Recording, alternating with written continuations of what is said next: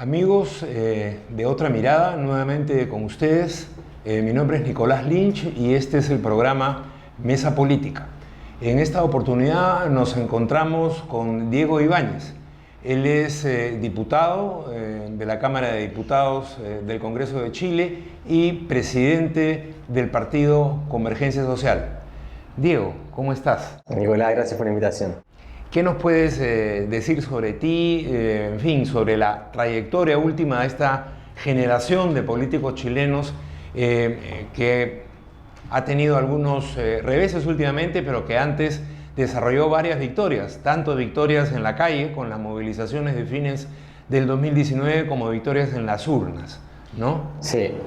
Bueno, somos una generación bien marcada por lo que fue la protesta estudiantil del año de la revuelta pingüina en Chile, que fue muy importante, el año 2006, donde los escolares se sublevaron, se tomaron las escuelas.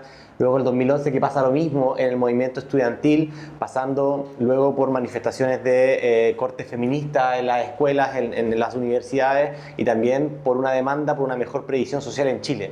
Todo ese es un acumulado donde hemos estado muy presentes como generación de liderazgos jóvenes que vienen a suplir ese vacío de representación que deja la política de las últimas décadas en Chile, donde recordemos que aumentó también significativamente la deuda familiar. Hoy en Chile tiene una población de 18 millones, donde hay 4 millones de deudores morosos. Tienes una clase media muy endeudada que, si bien accede a la universidad, tiene problemas para hipotecar su vivienda, para poder acceder a un bienestar que está dado en el acceso al crédito, ¿no? Como garantía de derecho social, que tiene que endeudarse por comprar medicamentos, y toda esa presión también nos ha llevado a ser una sociedad con los peores índices de salud mental. Lleva mucho malestar que finalmente explota el 18 de octubre del 2019.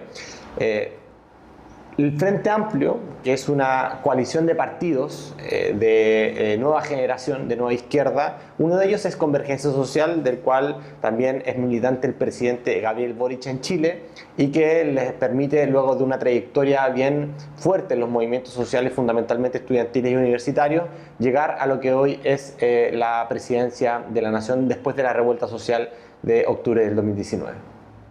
¿Y qué pasó con el proceso constituyente? Bueno, hemos escuchado en las noticias que hay un triunfo muy grande en el referéndum constituyente, lo que se llama referéndum de entrada, para preguntarle al pueblo sobre la necesidad de una nueva constitución.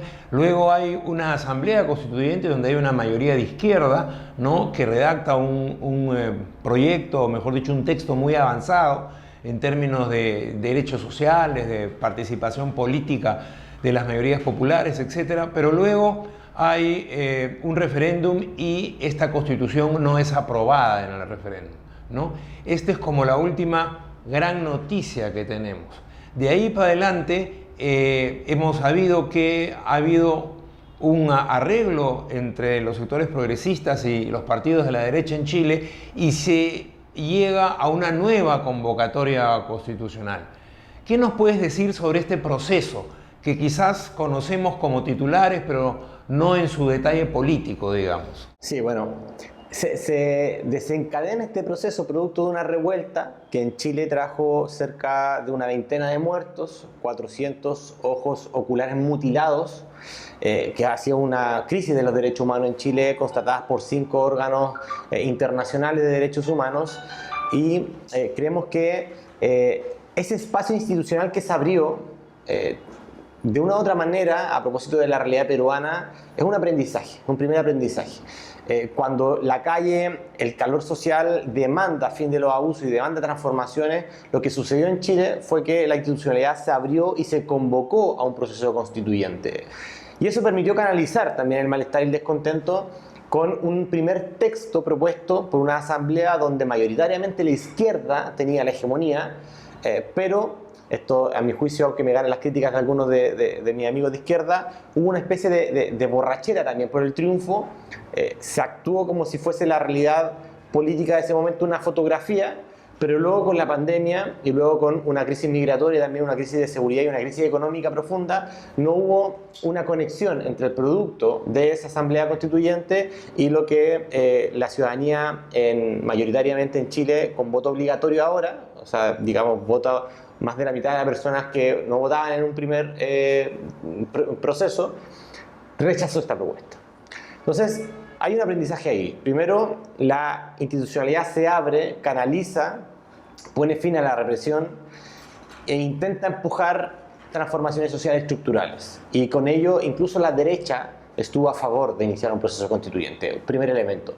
Bueno, ese es un elemento muy profundo, ¿no? Porque tenemos el caso del Perú, donde la derecha se opone a iniciar un proceso constituyente, justamente para revertir también la constitución autoritaria que aprueba Fujimori en el año 93. Acordémonos que ustedes están todavía en el proceso de revertir la constitución de Pinochet del año 80, ¿no es cierto? También una constitución autoritaria. Así es. Bueno, es un primer elemento.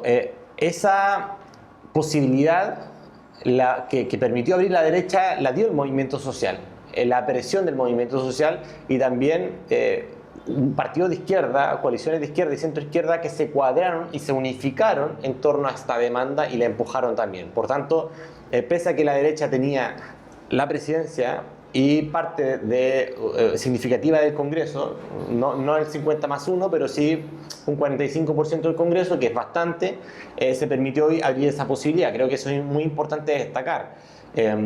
Y un segundo elemento es que claramente cuando la derecha cuando la izquierda llega y tiene mayoría en la Asamblea Constituyente, jamás puedes prescindir de tu adversario. Es una gran enseñanza desde el punto de vista de que los tiempos son oscilantes, la historia no es lineal, va y viene, y hay que también cristalizar posiciones de fuerza, creemos nosotros, que sean favorables a los derechos sociales, y en el caso de Chile, justamente por varios factores también, además por la presión mediática, la proliferación de fake news, y también la presión de grandes medios de comunicación en contra de las propuestas de texto, levantando mentiras, hizo que la campaña de la izquierda se basara fundamentalmente en tratar de desmontar las mentiras en vez de subir el volumen a los beneficios que traía el Estado Social y Democrático de Derecho. Fue una campaña más de defensa que de propuesta. Absolutamente, fue una campaña absolutamente de defensa. Pero es curioso porque había un texto que se acababa de aprobar que era una gran propuesta, ¿no? Más allá de las críticas que podían haber, es curioso eso, ¿no?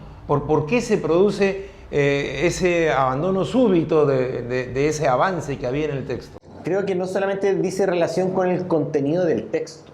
Mi interpretación no es que se rechace per se el contenido del texto. Es que la otra vez conversaba con una persona, un vecino, que me señalaba, cuando tú vas a una panadería y ves que está el pan allí y se ve rico, pero luego ves las manos del panadero que están sucias, tú no vas a comprar ese pan, por más rico que se vea. ¿A qué me refiero con la mano sucia? Esto no lo dije yo, lo dijo un vecino de mi barrio. ¿A qué me refiero con esto? Es que el proceso de la convención, el debate, tuvo varios problemas. Estafas de algunas personas que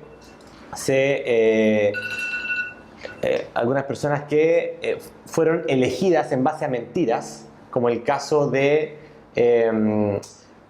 una persona que mintió, que dijo que tenía cáncer y no tenía cáncer. Otras personas que perdieron un poco la seriedad republicana, que es parte de una tradición chilena en el debate, con disfraces o con tocatas dentro de música dentro de la convención, que son cuestiones que, si bien no tienen por qué afectar el desenlace de esta historia, sí fueron una impronta comunicacional negativa que la ciudadanía lo tildó como una especie de circo dentro de la convención. Y por tanto, la convención se convirtió en lo que era el Congreso.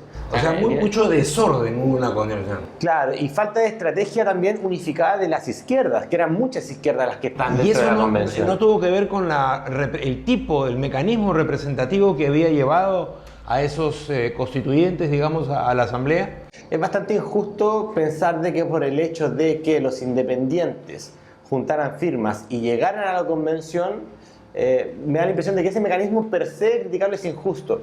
Lo que sí es justo criticar es que esto permitió una fragmentación de la izquierda, y esa fragmentación fue a defender probablemente una identidad particular.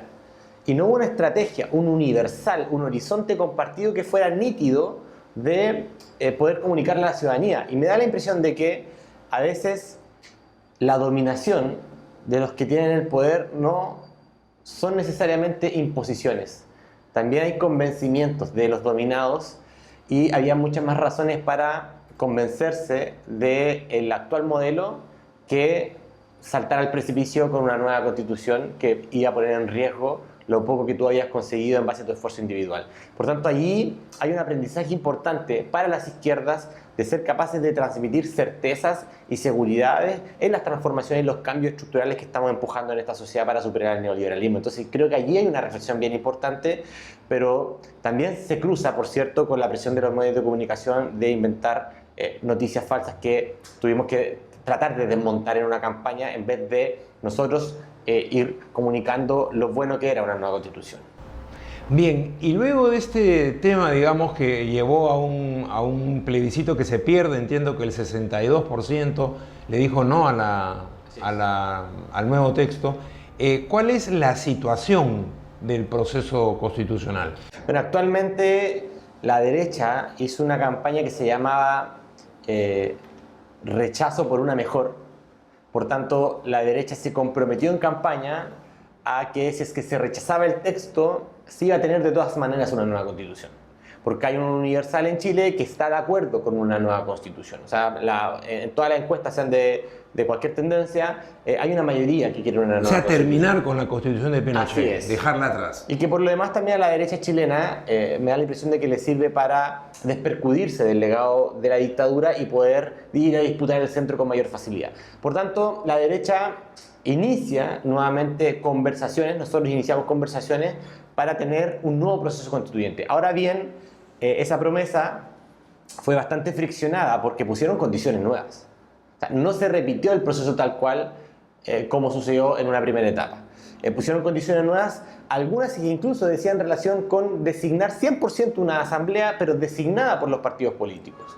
Ajá. Entonces tenías esa posición y la posición nuestra, que era de tener una asamblea de 155, quizás con otras características, pero una asamblea elegida 100% electa. Entonces, en ello hubo una situación que es la nueva situación política, que significa que la alianza de gobierno, o sea, la izquierda con la centroizquierda, tenían un 38% del Senado y un 42% de la Cámara de Diputados y Diputadas. Por tanto, tú necesitabas llegar a un acuerdo con la derecha para continuar con el proceso constituyente. Y tenías dos posiciones. Una, esto ya se había acabado, los sueños de los movimientos sociales habían sido derrotados, por tanto, todo lo que venga no nos va a satisfacer. Por tanto, hay que dejar esto en el congelador y que en algún momento la historia dirá una nueva revuelta, empuje una nueva propuesta. Nosotros creíamos que este era un momento que era inédito, que por lo demás hay una ultraderecha que está creciendo en Chile y por tanto hay que hoy tratar de ganar la posición para tener una nueva constitución que te permita ir habilitarse para las luchas futuras. Por tanto, en esa conversación tenemos un nuevo proceso, la derecha accedió a un nuevo proceso constituyente con muchos más bordes de los cuatro que... condiciones, digamos. Condiciones que, las cuatro condiciones que establecieron el proceso anterior, que era el derecho al carácter democrático de la República, el respeto a los tratados internacionales, el respeto a las sentencias firmes y ejecutoriadas, y hoy se agregan otros principios más, como por ejemplo la bicameralidad. En la propuesta anterior eliminó el Senado como figura y lo convirtió en una Cámara de las Regiones, que a mi juicio algo que es muy importante para la descentralización. Bueno, la derecha dijo, podemos discutir las atribuciones, pero vamos a llamarle igual Senado. Por tanto, ahí tienes un primer borde, el borde de que se respete el derecho a la propiedad, el derecho a la vida, que si bien estaban en la propuesta anterior, la derecha lo necesitaba como garantía para que los sectores empresariales no sintieran amenazadas también su propia acumulación de riqueza. Entonces, me da la impresión de que estos bordes sí, este es mi juicio, permiten que se avance en un Estado social y democrático de derechos sociales en Chile. Por tanto, es un avance... Frente a la Constitución de Pinochet. Frente a la Constitución de Pinochet, es un avance que permitiría terminar con el modelo de la mercantilización de los derechos. Entonces, esos bordes, más una asamblea de 50, más 24 personas elegidas a dedo por el Congreso... Pero en una comisión aparte, una o comisión dentro de la aparte, asamblea. que es la comisión de expertas, y la asamblea de 50, la comisión de expertos de 24, que la derecha quería que ellos tuvieran derecho a voz y voto. Lo que pudimos lograr es que, para no alterar el principio de la soberanía popular, que estas personas sugirieran un texto base para que este órgano democráticamente electo discuta, pero también al final este órgano propone un texto y el comité de expertos puede revisar el texto, pero esa revisión finalmente la acepte o no la acepte el órgano democrático. O sea, no tiene la comisión de expertos, para ser claro, no tiene poder de veto sobre lo que defina la asamblea elegida. O sea, sugiere, aconseja, asesora. Sí tiene poder de veto desde el punto de vista de que puede indicar normas, pero finalmente es el órgano el que define si es que se aprueba o no esa norma sugerida. Pero sí hay una especie de veto desde el punto de vista de que sugiere una norma y puede presionar para que este órgano tenga que nuevamente... Lo que sugiere no es algo definitivo. No es algo definitivo, así es. Y así quedó explícito en la reforma constitucional. Y aparte también hay una comisión de árbitros. Así es. Hay un mecanismo de arbitraje de 14 personas también, juristas elegidos por el Congreso, que van a cumplir la labor de que, por ejemplo, si alguien propone la pena de muerte en la Convención, como en los bordes sale el derecho a la vida, el árbitro lo que dice es que esta norma no se acoge con los principios que orientan este proceso constituyente, por tanto se declara inconstitucional, o en realidad no se puede. ¿Y qué pasa con el aborto en ese caso? Pero también, a diferencia de algo que podría beneficiar a los que se sienten más progresistas, si es que el día de mañana hay una norma que señala, por ejemplo, que no se pueden optar por subsidios al sector privado en el caso de la salud, un ejemplo, porque el modelo mixto, la gente no lo quiere en Chile, un ejemplo, que no es así, pero podrían los árbitros decir que no, que sí se permite la mercantilización de los derechos, ¿te fijas? Pero eso depende de la correlación de fuerzas de los árbitros del comité de expertos, que ningún sector político tiene el 50+1. Por tanto, en teoría, la correlación va a establecer que va a haber una virtuosidad neutral que podría el día de mañana beneficiar también a la... Y este proceso, en términos de elección, empieza en mayo, me dijiste. Esto empieza el 7 de mayo, la nueva elección, y el 17 de diciembre se plebiscita el texto final.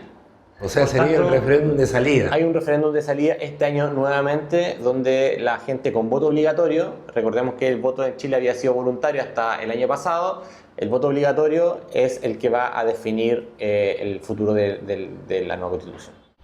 Diego, y bueno, cambiando de tema y de país, ¿cómo ven desde Chile y desde América Latina? Porque entiendo que tú eres un observador también continental. ¿Cómo ven el proceso último del Perú, luego de la caída de Pedro Castillo el 7 de diciembre, estos últimos 2 meses luctuosos que han habido en el Perú? Bueno, vemos con harta preocupación desde Chile. Solidarizamos completamente con las violaciones a los derechos humanos, lo ha dicho también nuestro presidente Gabriel Boric en la CELAC. Somos muy sensibles a aquello. Nosotros vivimos una dictadura de Pinochet, que hubieron más de 3.000 personas ejecutadas, con detenidos desaparecidos, y también los 400 casos de mutilación ocular en Chile, con la veintena de muertos que produjo el ex gobierno del presidente Sebastián Piñera, donde hay violaciones certificadas por organismos internacionales. Y nos preocupa mucho porque es una historia muy reciente en Chile y que los vemos hoy con los 61 asesinados en este gobierno de Dina Boluarte. Y solidarizamos con el pueblo peruano. Hay mucha inquietud en el mundo político en Chile a propósito de esta situación. Lo que veo yo y lo que he visto conversando con diversos actores políticos acá en el Perú es que es muy compleja la situación. Hay una división bien importante entre Lima con el resto de las comunidades, particularmente del sur. Vemos que hay una profunda desigualdad. Uno puede ver que hay una segregación social muy marcada en Perú. En Chile también existe, pero me da la impresión de que es mucho más marcada, que tiene un componente también racial, un componente indígena, que es muy importante acá en Perú. Es una sociedad mucho más compleja y heterogénea que la sociedad chilena, y también hay una concentración del poder mucho más nítida. Y me da la impresión también de que hay fuerzas políticas muy conservadoras que tienen mucho poder y que están impidiendo que se abra la institucionalidad para recoger este malestar y darle una orientación distinta al proceso político. Por tanto, frente a las demandas de la ciudadanía, que serían la renuncia de Dina Boluarte, el adelanto de la elección y una asamblea constituyente, no veo muy claro cuál va a ser la salida institucional. Veo mucha fragmentación en el mundo político peruano, un sector progresista que también me da la impresión de que viene golpeado producto de los últimos sucesos y que en ese espacio se ve poca claridad del camino a seguir. Bien, bueno, Diego, muchísimas gracias. El tiempo es tirano en este medio, ¿no? Y debemos terminar, pero yo creo que ha sido muy interesante poder escuchar tanto tus observaciones sobre el proceso constituyente chileno, que creo que nos da lecciones también a los peruanos, bueno, al conjunto de América Latina, pero también al Perú por los reclamos constituyentes que hay en nuestro país y en nuestra sociedad muy claramente en las últimas semanas, ¿no? Y al mismo tiempo también tu visión sobre la violación a los derechos humanos en el Perú y la necesidad de una salida democrática. Te agradecemos desde otra mirada y con la esperanza, por supuesto, de que haya sido muy grata tu estadía entre nosotros. Sí, gracias, Diego. Muchas gracias, Nicolás, por este espacio. Aprendí mucho también conversando con ustedes. Gracias. Amigos, ha sido esta otra edición del programa Mesa Política. Nos vemos la próxima semana. Gracias.